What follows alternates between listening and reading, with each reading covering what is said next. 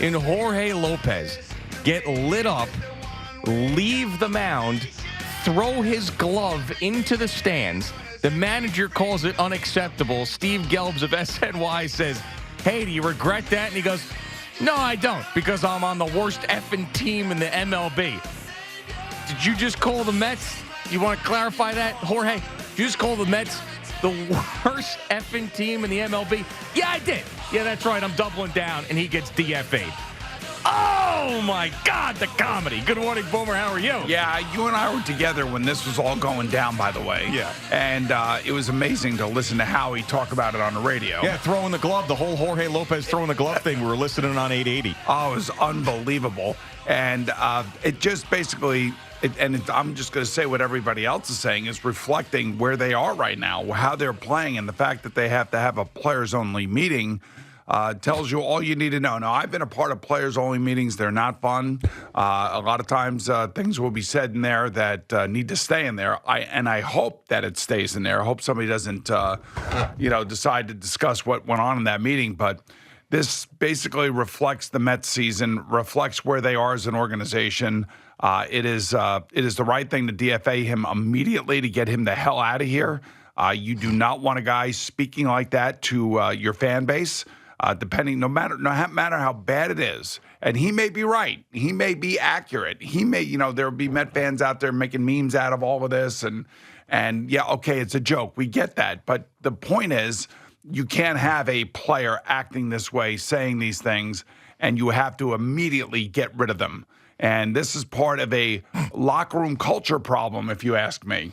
Yeah, it is. I mean, you can laugh at it all you want. I'm laughing just because I'm watching. So I'm watching the Ohtani home run, and I'm watching the glove being tossed. And, this year was not going to be anything for them anyway. David Stearns knew it. Steve Cohen knew it. Steve Cohen told us before the offseason that they weren't going to do anything in the offseason, and nobody believed him. And I sat here arguing over the summer with CeeLo and Eddie, and Al and I were on one side going, they're not going to spend any money this offseason. Stearns is going to come in. They're going to blow this thing up, and that's going to be that. So that's what's happened. Now, they're way worse than I think anybody expected. I thought they'd tap out or top out at 75 wins, but, it's just they cannot get out of their own way. This has been the organization, them and the Jets. They can never get it right. And once again, this spring filled with so much stuff. Knicks, Rangers, Yankees playing great. All the things that have distracted us from the Mets. It all ended and was quiet for a night so they could take the stage and give us this. It's amazing. It is amazing. You want to talk about the amazing Mets? That's what this is. They're going to have one of their relievers throw his glove into the stands and then call them the worst team in Major League Baseball on a night where nothing else was going on other than the Edmonton Oilers and the Dallas Stars. Yeah, I got to tell you, timing is impeccable by the Mets, and it is one player. And, the fact of the matter is it's embarrassing. That's really what it comes down to. And you know who I really feel bad for? I really feel bad for Carlos Mendoza because he's a rookie manager. You don't see this stuff happening in with the Yankees. You have different situation with the Yankees for sure, but nothing like this. And here's a rookie manager that's trying to navigate his way through the beginning of his career, trying to deal with a losing franchise, trying to deal with a losing culture in that locker room.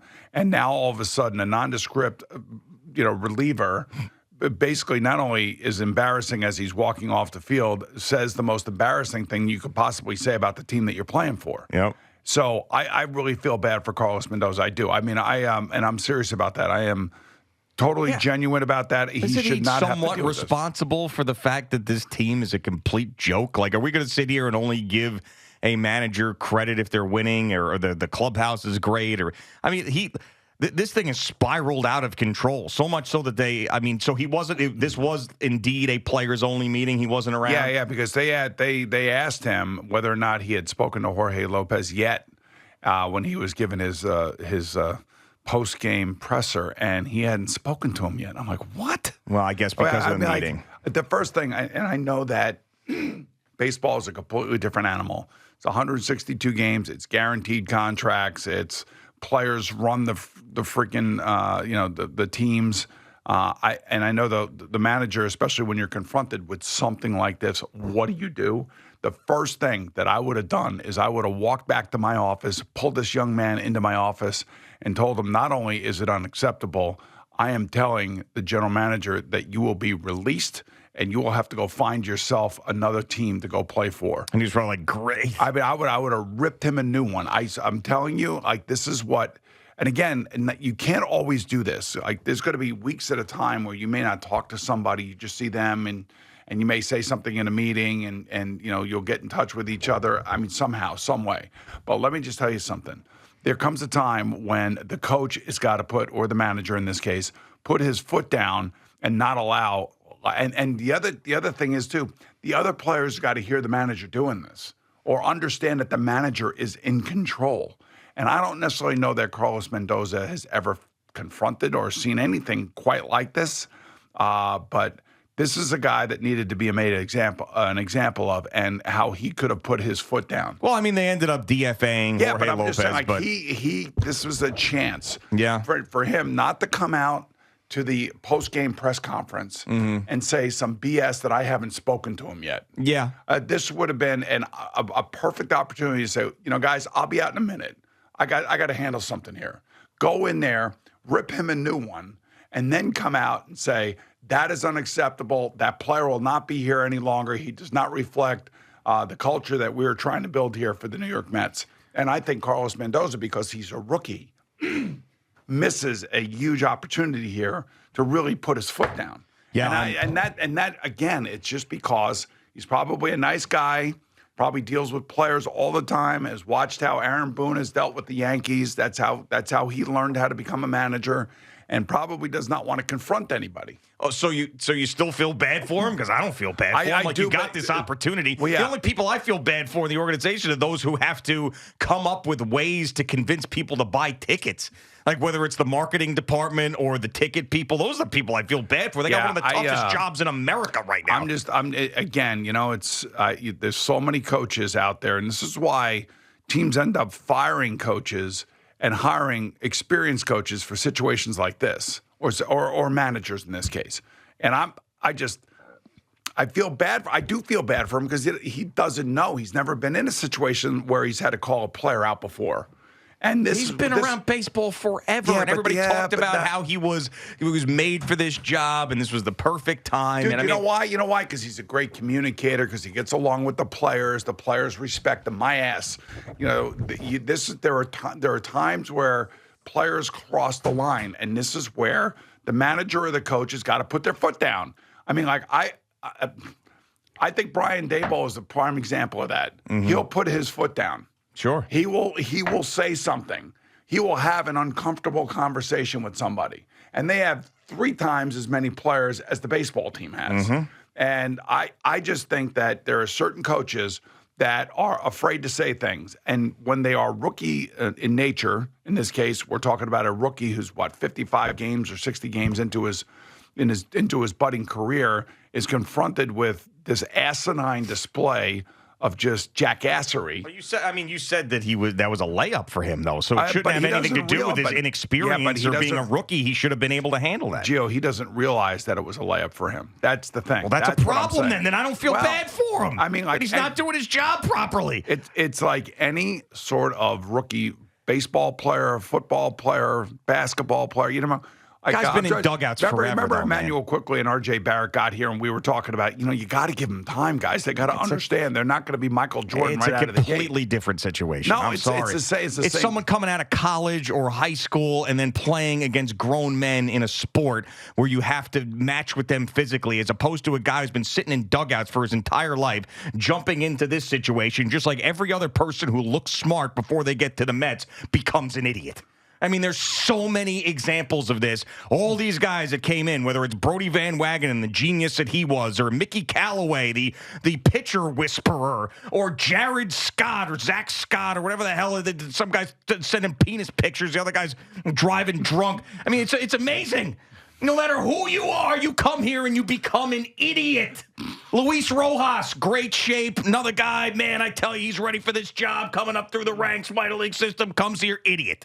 Carlos Mendoza is just another one of those guys. Build a culture here. What culture? The culture is a joke. And they always will be. Always. No matter what happens. I mean, you had the guy who was allegedly a huge Mets fan and Steve Cohen coming here and he's going to change everything. All he's done is hire idiots outside of Buck Showalter, who he fired and then had to announce his own firing in a press conference with the general manager sitting in the back row, who then they had to fire because he was manipulating the injured list. I mean, they are the funniest thing in sports. All right, they are. And if you don't realize it, listen, this is entertainment. They're great. This is awesome. I can't get this is better than them playing well. Because they're not going to win the World Series anyway. They won 101 games, and they lost to the Padres in the playoffs, got swept by the Braves, lost the division when they were leading it. They broke a record, for God's sakes, of leading the division for longer than ever and then not winning it. So just have fun with this now. I mean, so David Stearns has got a huge job on his hands, just like all these other guys did. And is he going to be the one that turns it around or not? Or is he just going to be another one of these names that just comes in and out and in and out and in and out, and then we laugh about it years later, and then talk about for years and years and years how stupid this signing was, how stupid that trade was, how stupid hiring that person was. I mean, that's all we do with them. So they're if you want to be serious for a second from their business standpoint, because screw the baseball, because they suck and they're never getting out of this. But this is more and more so, you know, sports are becoming global. You're seeing like the cricket world championship here. The World Cup is coming here. There's so many things that people can watch because of technology. If you suck, no one's going to care. Even the people who have it in their DNA. Like I had it in my DNA. Eddie had it in his DNA. You continue to suck, it's out of us. And then the only way that you can get it back is for years and years and years and years of trust that is built up because you win. And I know that's what the Mets are trying to do. They're incapable of it. By the way, it took the Knicks years to do that. I mean, 20. And Leon Rose basically was the one that turned the whole thing around. And they still haven't gotten out of the second round of the playoffs. They got a long way to go. But you know what? We like where they are. This is not Isaiah Thomas. This is not Phil Jackson. Right, and the Mets are in the middle of that. All right, so now they're trying to come out of that, and hopefully David Stearns becomes what Leon Rose has become to the Knicks, what Chris Drury's become to the Rangers, what hopefully Joe Shane is becoming to the Giants. You know, what Joe Douglas has tried to become for the Jets, but things haven't worked out for him. I mean, and what Brian Cashman is for the Yankees. I know that Brian Cashman gets a lot of crap thrown at him, but at the end of the day, for him, that team is always competitive. Yeah. He always keeps it competitive. They always keep it buttoned up. And this is from a Mets fan's perspective. So I sit here and I sit and wonder that they're always competitive. They're always in it. Sure. Somehow, some way, they get the guy that they want and they stay in it, even though they haven't won a World Series. And I know that's what it all comes down to. But, compare that to what the Mets have been through over the last 20 years. And by the way, I've been a Met fan since 1968. So I've seen everything. I've seen the amazing Mets where nobody thought they could ever win anything go all the way to win a World Series. Right. So I was 4 when that happened, and I have no recollection of it. I have not seen them win a World Series. The 69 Mets. Yeah, I know, but I'm saying I just. For me, all they've been is one of the biggest jokes in professional sports. I understand everything that you're saying, and I hear the passion in your voice, and I appreciate. Oh, it's gone. The passion's gone. The passion. They knocked it out of me. No, the passion for this being the funniest thing on TV. Oh, it's great. Yeah, that part of it, I can hear it. But fully that does swung not, into that thing. But that you have not diminished my feelings for what Carlos Mendoza's going through. I'm sorry. What Carlos Mendoza's going through, my ass. I'm sorry. He had a chance yesterday and he missed it. He whiffed. But okay, he whiffed, so why do you feel bad for him? You know what? Because that's a rookie mistake. That's a 100% rookie mistake. Whatever. And rookies make mistakes. Yeah. Right? Carlos Mendoza there was a point in time. There's a grain of sand in the beach of the Mets history. He's just, there's no point in talking about these guys. Carlos Mendoza, he's not going to be here for any couple of, he probably won't be here at the end of the year. He's just another one of these guys. It's just, remember when this is where this came up from with the Knicks. We were actually at your golf tournament, probably 2018, 2019. We're talking about the Knicks and that's where the hamster wheel of turds came from. Right. So all the coaches and all the GMs and everything. That's what the Mets are in the middle of. Like a singular moment for Carlos Mendoza. It means nothing in this right now. This is just another example of how they can't get it right. So this season is done. It's done. They're never going to win this year. They're going to be one of the worst teams in baseball. Jorge Lopez is right. But David Stern still has an opportunity. But the worst that they go. Lopez is right. He's right. They're the worst team in baseball. Yeah, so he can't be saying that. Well, sure he can. I mean, it was the most entertaining thing that happened yesterday. That was great. That's why he's gone. Right, but whatever. So he is another thing that's just a blip in the history of this organization. But the worse you get and the more that you become the laughingstock like they have been, the harder it's going to be to build this team into a winner. And they needed to just hang around and be respectable enough just to make it look like David Stearns knew what he was doing. And like, okay, new regime, new team, new culture. Months. Okay. New culture. You're talking about building a culture. Yeah, but this is your first impression of this culture. But it's worse than it's ever been. He also inherited most of these players. You have to remember that. So he's got to unwind from players who, at the core of this team, are anything but leaders. There are no leaders in this team. He didn't inherit Jorge Lopez. Well, he's going to get rid of Jorge Lopez, that's for sure. Well, he did, but I'm saying, like, you're talking about he inherited these guys, the guys that we're talking about who embarrassed the organization. It doesn't happen overnight, especially after you take over a franchise that is still paying two pitchers to pitch for somebody else. I didn't think that you and Jerry were the ones that thought they were going to play well this year. I did not. I'm not saying it was going to be like overnight success. Just don't be the biggest laughingstock in baseball. Can we start there? Well, can we start there? When you have a reliever who gets thrown out of the game, throws his glove up into the stands, and then stands in front of his locker and says, I play for the worst effing team in MLB. Does that happen on the Yankees? Does it happen on the Braves? Does it happen on the Phillies? Does it happen on... No, it doesn't. So is it Jorge Lopez or is it the Mets? I don't know what's going on with Jorge Lopez. He's another one. I mean, like, he just completely snapped. He completely snapped. So I'm sure that, well, I don't know how to put this because you won't understand it, but I'll tell you that the manager's probably sitting there going, this guy's got issues, this guy's got problems, and I don't know what they are. I don't know where he's coming from, and I'm going to have to deal with this. And again, you have a rookie manager dealing with a player who just completely snapped. I mean, I have never seen this before. Have you ever seen this? No. I'm not saying as bad as Antonio Brown was with the Tampa Bay Buccaneers when he ran off the field against the Jets with no shirt on. That was about as bizarre as it gets. Yeah. But this one's a new one for me. I haven't seen this one. I'm sure somebody along the line has just thrown their glove into the stands, but I'm not sure if they've done it under these circumstances. I'm sure the Mets will provide us with another 3, 4, 5 of those. This is a new one for me. I never saw that before. Oh my God. This is unbelievable. When you thought it was rock bottom, it actually got worse. Well, we'll have a few more of those here in 2024 because that's what they're good for. So get your Hello Kitty bobbleheads and go out and see Darryl Strawberry and do all the things you want to do. There's not going to be enough bobbleheads for everybody. Because this is just... And good thing City Fields got some good food. I mean, holy hell. I mean, what a miserable, miserable product that they are responsible for. And there's no end in sight. The amazing thing when David Stearns comes in and goes, okay, we got Pete Alonso at first. We got Jeff McNeil at second. We got Brandon Nimmo in center. We got Francisco Lindor at third. We got Francisco Alvarez behind the plate and a healthy Sterling Marte out in right field. That's a pretty good team. On paper, that should be a pretty decent team. But it's the Mets. And then, of course, their bullpen implodes again. Their bullpen has been so taxed. It's been so overworked. Edwin Diaz now goes on the IL. Pete Alonso gets hit with a baseball in the hand. We don't know what his current set of circumstances are and moving forward what they're going to be.